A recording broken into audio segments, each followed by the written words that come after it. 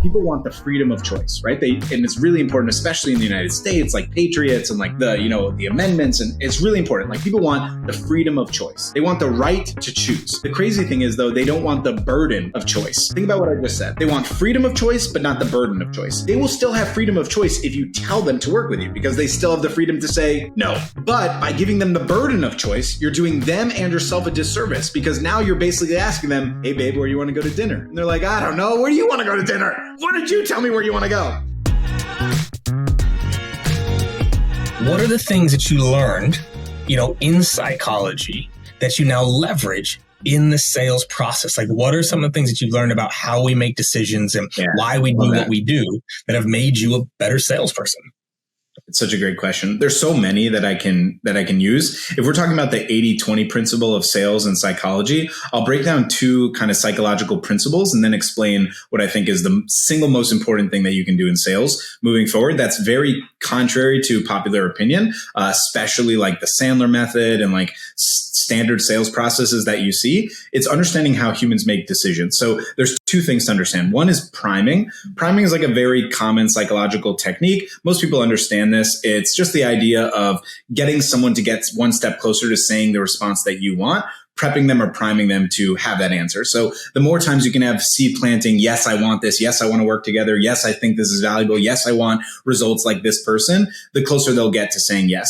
Priming is not any sort of like factual, scientific based method. It's simply just a psychological element of how human beings decide upon things. And this is now the next step, which is called a heuristic. So the idea behind a heuristic is basically a mental shortcut to getting to your brain working faster. A great example would be if someone asks you, what's your favorite color? If you have been primed that day that you've seen blue way more than you've seen any other color, and you don't have a very strong answer right off the bat, you're more than likely going to say blue. Is that the case every time? Of course not. But this is what we call a representative heuristic. Like it's what is representative of what you have seen today is the answer that you're going to have, right? There's also this idea of biases, right? Like the idea of what's available to you on a heuristic and also like your decision-making bias, your self-fulfilling prophecy, all of those things we can get into at a different time. But those things are really important as well in terms of urgency, which we can dive into if you like.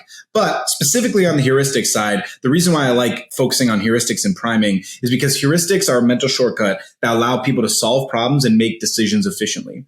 The human brain has so many things firing at once, and especially in the day and age we live right now, where essentially you have an entire computer in your pocket and you're in the information age where you can find anything at any time to be distracted for any amount of time, whether it's a YouTube short video that's 25 seconds long or a 2.5-hour lecture from a Harvard professor. You can literally find anything to disrupt your day at any point. And so making decisions has become significantly more challenging in our day and age, which is already a proven challenge for human beings because of the availability of so many options, right?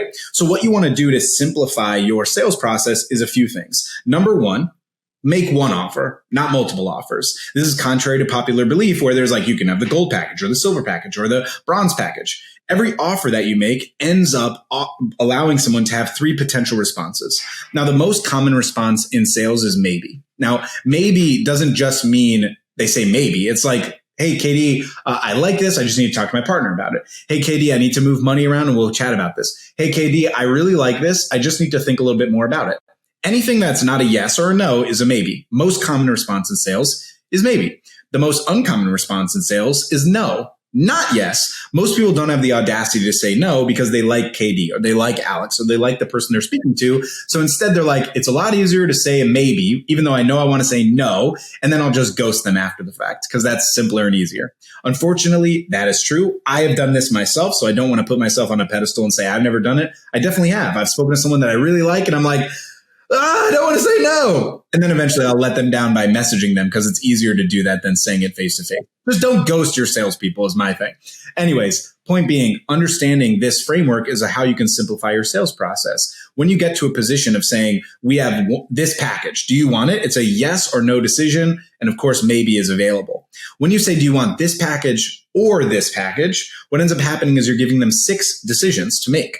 They could say yes, no, or maybe to package 1. yes, no, maybe to package 2. And most commonly, you'll see 3 packages offered, right? You'll be like, this is the best deal. And then there's these other 2 packages. Now they have 9 potential decisions, and you wonder why they don't make decisions, because there's so many options available to them to consider, plus the unspoken options, which is someone that runs an exactly similar company to you that has a completely different offer with a different price that they need to go consider now. So what we want to do is use heuristics and priming to our advantage. And using heuristics ultimately is how you can ethically help people make decisions and do one call closes. And the biggest thing that you can do, besides for limiting your options to just one option, is telling them they should buy from you, not asking. So many people, Katie, end calls being like, so, Kevin, like, do you want to do this? Like, are you ready to go? Like, is this a good fit for you? What do you think? Like, they'll ask a question instead of directly selling. And I think it comes to the place of like being concerned about being too aggressive, or maybe they want like a question so that can be directly answered instead of a statement. But the reality is sales is all about convincing through confidence, right? Ethical convincing through confidence by, hey, you have a problem. I have a solution. I can help you bridge that gap if you let me. By offering them a question of what they think at the end of the call, you're providing them an option to say no when really you already know the answer, which is if you're an ethical salesperson, you'd only get to this position if there was only one solid answer they should have, which is yes. So at the end of the call, when you say, hey, Kevin, this is a no-brainer decision. It's why you got on this call. It's $3,500 to achieve this result. This is exactly why you're here. You need to do this. And then you stop talking. It gives them the reality of saying, I've just been sold. Now you sold them. Now you did your job by shortcutting them on a priming scenario where now their brain is thinking yes, yes, yes, yes, yes, instead of having to overanalyze. When you give them the option of saying, what do you think, Kevin? Now they have to think, well, what do I think, right? It's very rare for most people to be like, yes, right off the rip, because most people are not like that for decision making. It's why every human being resonates with this comment, right? It's like, okay, hey, babe, what do you want to do for dinner tonight? I don't know. What do you want to do for dinner? Why does every human being laugh at that? It's because everyone has that conversation. And then there's that one exception to the rule, like when you're in a group of 10 people, which makes decisions way harder. You're like, what do you guys want to do for dinner? And one person's like, let's go get sushi. Half the people hate sushi, but they all go because they're like, someone made a decision. It's great. This is the crazy thing about psychology and human beings in general.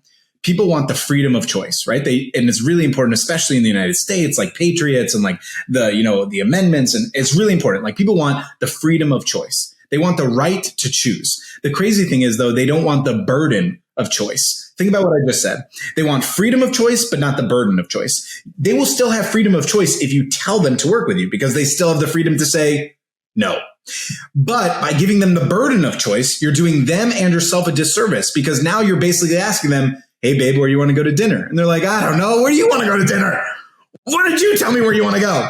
So telling someone to work with you is infinitely more impactful. And there's no script or method that you're supposed to do that's like some Harry Potter abracadabra magic that's going to force them to pay you on your credit card. The real thing is being convicted, like really believing in your product. And last thing I'll say in this that I think is key, because it's specific to understanding like how human psychology works, is the reason why a lot of people, when I say this, they'll listen to me, Kevin, they'll listen to me, KD, they'll listen to the idea of saying we should like tell the prospect to do this. And then on the very next call, they do the same thing they've always done, which is, okay, Michelle, like, what do you think? And they know it. They hear me in their head and they still don't do it. And the reason why is because they're uncomfortable. They're afraid that if they go to the point of saying you should do this with conviction, that they're going to come off too aggressive. And what ends up happening is you've created like this weird machination in your mind that sales is a bad word, that telling someone to do something with conviction is a bad thing. It's like, that's the antithesis of sales, right? You want to believe your product so much that you tell them what to do because it's beneficial for them. And this is why it's so key. Now, a couple bad apples, like charlatans that sell snake oil, have made a bad experience for people that don't sell snake oil. But when you try to think in your mind that you have control of the perception of the other person, you're misreading and misunderstanding how human beings think. Why is politics so incredibly divisive? If one person speaks, right? If the president of the United States does a speech, okay, the State of the Union, it's not edited. It's not changed in any way. There's an entire group of people that say that was an amazing speech. And there's another entire group of people that say this guy is the worst person in the world. The speech is not edited. There's no differences. It's the same exact speech. The reality is because you don't control the perception of how someone took it. So while you're towing the battle in your mind of like, am I coming off too aggressive? Or am I coming off too cocky? Or am I coming off arrogant? Or am I coming off confident, right? The only thing you're doing is seeding doubt in your mind, which comes from the inflection in your voice, the confidence in which you express it. And then ends up happening is like doubt is like blood in the water to a shark. Your prospect can sense that you're doubtful. They can see it. They can feel it because you're not convicted. So instead of worrying about whether you're coming off as confident or cocky, just simply be confident with your intention. If someone says that you're coming off cocky or arrogant, that's on them. That's not on you.